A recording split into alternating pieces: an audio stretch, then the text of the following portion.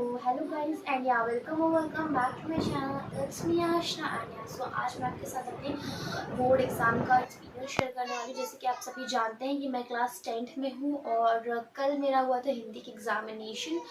तो वही बताने वाली हूँ कि पेपर कैसा आया था और किस पैटर्न में आया था, मॉडरेट टू इजी था कि टफ लेवल कैसा था, सारी चीज़ें बताऊँगी। सो या let's get started and video को लास्ट तक ज़रूर देखना जिससे आपको सारी डिटेल पता चले। और अगर आप 10th में हैं या फिर 12th में, सॉरी, अगर आप 10th देने वाले हैं तो आपको पता चल जाएगी कि पेपर कैसा था, एक्सपीरियंस कैसा रहता फर्स्ट डे का, ये सारी चीज़ें। ठीक है जी। जो एमपी बोर्ड के पेपर थे तो वो 8:30 बजे, उसमें बोला था कि 8:30 के बाद आपको एंट्री नहीं मिली क्योंकि 9 बजे से पेपर स्टार्ट था। और इस बार हम लोग को ओएमआर शीट मिली थी जिसके चलते हम लोग का बहुत ज़्यादा आधे घंटे का टाइम वेस्ट हो गया क्योंकि पहली बार भरी थी एक तो, है ना। और यहाँ पे सर्कल, वहाँ पे सर्कल, और थोड़ी सी मिस्टेक हो जाती गाइस तो वो फिर अपने रिजल्ट में बहुत दिक्कत जाती है, तो उसको अच्छे से फिल करना ज़रूरी है। उसी में हमारा ना फर्स्ट आधे घंटा जो रहता है पहले का वो निकल चुका था ओएमआर शीट भरने में।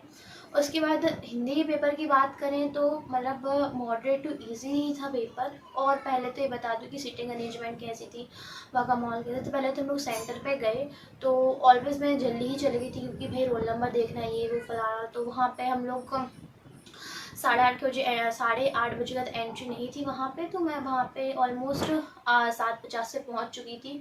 तो फिर हम लोग ने वहाँ गए, रोल नंबर चेक किया अपना, और उसके बाद फिर थोड़े टाइम बाद दरवाजे खोल गए। तो भाई ट्रांसपेरेंट बहुत सारी चीज़ें अलाउ रहती हैं, बट वहाँ पे वो चीज़ नहीं थी हमारे यहाँ पे। मतलब ट्रांसपेरेंट तो पाउच भी नहीं रख सकते हो, ना ट्रांसपेरेंट कार्डबोर्ड रख सकते हो, और सारी चीज़ें बिल्कुल बाहर। ब्लेज़र ठंडी का टाइम में तो फर्स्ट डे पहनने नहीं दिया था, अब दूसरे दिन बोल रहे हैं कि जब आपका नेक्स्ट पेपर होगा, मतलब हमारा जो 9 तारीख को पेपर होगा, तो हमें उसमें ब्लेज़र वेज़र कुछ नहीं पहन पाना, अलाउ ही नहीं है। मैं बताऊँ इतनी ठंडी में बच्चे ब्लेज़र नहीं पहनेंगे, तबीयत ख़राब हो रही है।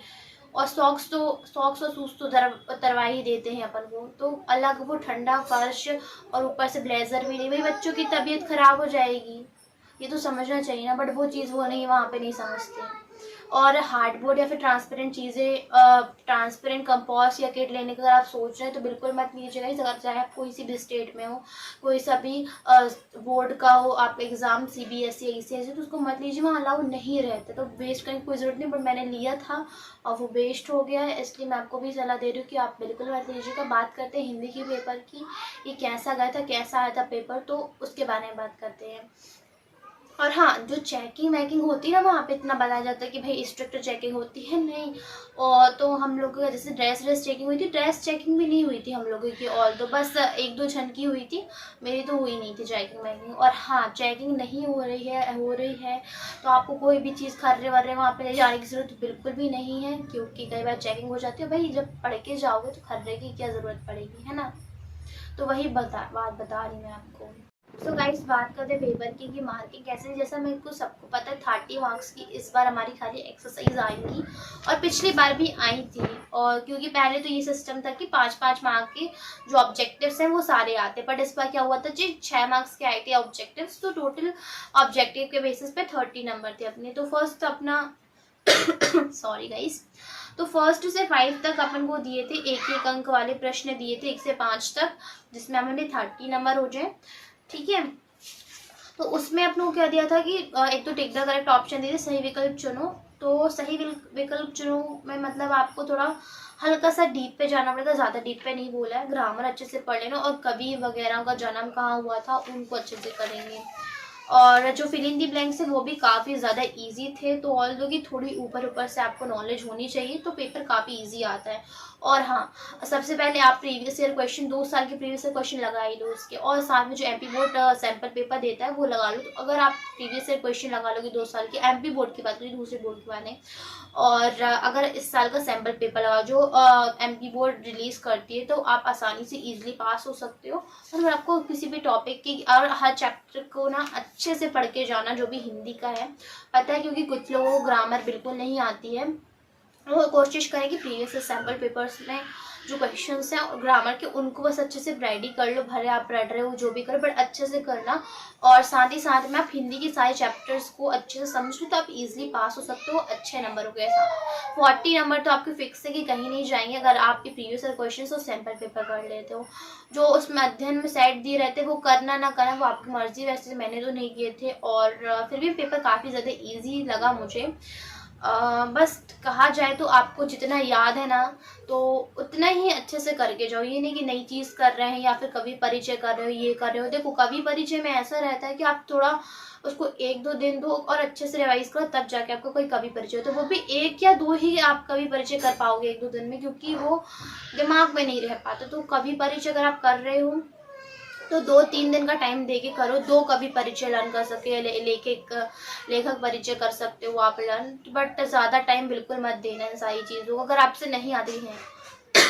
और तो अगर बात करें अगर आपसे पहले से आती है तो उसे रोज़ रिवाइज करो जब तक पेपर नहीं हो रहा है। और मेरे साथ ऐसा होता कवि परिचय में कि जो मेरे को आता था वो मैं तो पढ़ी ही नहीं, और जो मेरे को नहीं आता था वो भी मैंने नहीं किया। ये सबसे बड़ी मिस्टेक थी। और कवि परिचय 4 मार्क्स की आया था उसमें, लेखक परिचय तो वो मैं नहीं कर पाई थी। तो 4 नंबर का पेपर तो मैं ऐसे ही छोड़ के आ गई थी। तो अगर ठीक है भाई, अगर आपको नहीं पता तो आप एटलीस्ट उनका थोड़ी बहुत रचनाएं पढ़ लीजिए, लर्न कर लीजिए। सारी कवि की जन्म कहाँ हुआ था ये पढ़ लीजिए अगर 1 दिन का टाइम है ना। और हाँ, पेपर बताऊँ तो काफ़ी ज़्यादा इजी आया था, बट मैंने क्या किया था कि मैं ज़्यादा पढ़ने के चक्कर में सारी चीज़ों की एक बार रीडिंग करने बैठ गई। तो ये रीडिंग करना बहुत गंदी हरकत है जो मैं करती हूँ, तो वो मत करिएगा गाइस आप, ठीक है। और तो मेरा पेपर में 100 आउट ऑफ 100 आ जाती है, क्योंकि मेरी ऑलवेज पिछले रिपोर्ट में 100 आउट ऑफ 100 ही आए थे। और पेपर इतना भी गंदा नहीं आया था कि पास ना हो सके बच्चे, अगर टॉप नहीं पूरे कर सकते, 95 कर सकते। बट मैंने 4 नंबर का मैंने कभी परिचय ही छोड़ी, लेखक परिचय छोड़ दिया। और थोड़ी बहुत ना जो मेरे को चीज़ें आती थी वो मैंने रिवाइज नहीं की, तो उसकी वजह से मेरा नंबर डिडक्ट हो सकते हैं। हालांकि वैसे तो 25 आपके मतलब 25 नंबर जो रहते हैं, तो उसमें इसके बेसिस पे थोड़ा बहुत नंबर पेंगे तो पास हो जाऊंगी, क्योंकि ठीक है इतना गंदा भी नहीं गया, बट फिर में मेरे को सारी चीज़ों में अच्छे से मेहनत करनी पड़ेगी। तो ऑल तो बात करें कि हमारे पास कितने क्वेश्चन थे, 1 से 5 तक थे, सारे 1 नंबर के थे। इसमें हमारे फिल इन द ब्लैंक्स थे और match the column, 1 word answer, सत्य असत्य, ये सही थी। टेंशन नहीं लीजिए, लास्ट में आपको मैं पेपर भी सारा बताऊंगी, ठीक है। और जो क्वेश्चंस थे वो काफ़ी ज़्यादा इजी थे, इसके मैं ही नहीं कहूँगी टफ थे। व्याख्या वगैरह और गद्यांश पद्यांश की जो आपको लिखनी थी क्वेश्चंस में आती है, वो भी काफ़ी ज़्यादा इजी थी। अगर आपने चैप्टर पढ़ा तो आपसे अच्छे से बनेगा। और हाँ, अगर आपको पत्र और निबंध में कहीं आपको लगता है कि आपसे नहीं बनते तो आप उसकी प्रैक्टिस ज़रूर करके जाओ, फॉर्मेट एकदम करेक्ट करके आए, है ना। कुछ लोग क्या रहते हैं कि फॉर्मेट गलत कर देते हैं उससे और सब सही लगता है, तो फॉर्मेट में नंबर कट जाते हैं। अगर आप सिर्फ निबंध पत्र लिखते नहीं बनते तो उसकी अच्छे से प्रैक्टिस करिए, क्योंकि वो 4 नंबर के तो आते ही हैं। अनुच्छेद कर लीजिए अगर आपसे कुछ नहीं बनता है ना, इसलिए आप पास हो सकते हो। आपको टॉपिक के ऊपर नॉलेज है, निबंध पत्र अनुच्छेद लिखते आता है, प्रीवियस और सैम्पल पेपर्स करके रखे, तो ऑल आप निश्चिंत हो जाइए, आपके बहुत अच्छे नंबर आने वाले हैं। और बात करें क्या कहते हैं गद्यांश, आपतित गद्यांश की, वो भी काफ़ी ज़्यादा इजी आए थे। और ऐसे वगैरह भी काफ़ी ज़्यादा ईजी आया था। और सैम्पल पेपर से डायरेक्ट कुछ क्वेश्चंस उठ के आ गए थे, 4 नंबर वाले।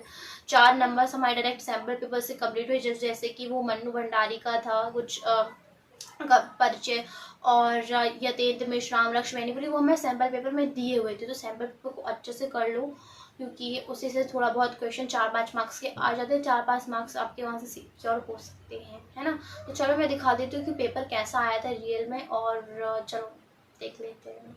ये तो गाइज ये था हमारा पेपर। तो ऊपर का मैं पार्ट इसलिए नहीं दिखाई क्योंकि वहाँ मेरा रोल नंबर लिखा है। सो या तो फर्स्ट क्वेश्चन हमारा रहता है सही विकल्प का चयन कीजिए। तो इसमें काफ़ी ज़्यादा जो थे इजी क्वेश्चन थे। अगर आपको टॉपिक्स की ना ब्रीफ में भी नॉलेज है तो आप इसको आसानी से कर सकते। जैसे कि देखो हासा का अर्थ क्या, मतलब चैप्टर को आपकी मीनिंग अच्छे से पता होनी चाहिए, कहाँ क्या वर्ड्स आ रहे हैं। प्रगतिवादी कवि की 2 विशेषता, कवि के नाम बताइए। नेताजी की प्रतिमा कैसी थी, कलम का जादूगर, और तो किसको क्या कहा जाता है। थोड़ी बहुत ब्रीफ नॉलेज होनी चाहिए ऊपर ऊपर से, तो टॉपिक से आप इजीली ऑब्जेक्टिव्स कंप्लीट कर सकते हैं। तो ये फिर सेकेंड वाला आता है रिक्त स्थानों की पूर्ति कीजिए। ऑल तो ये सारे जो थे हम इजीली कर सकते हैं कि भाई वल्लभाचार्य के गुरु कौन थे, छंद के प्रकार कितने थे, ये कब आधुनिक, ये तो सारी ऊपर ऊपर की चीज़ें जो हमें पता है होनी ही चाहिए, ठीक है। जो भी ये मैच द कॉलम थे सही जोड़ी मिलाकर, ये भी बहुत ईजी आए थे।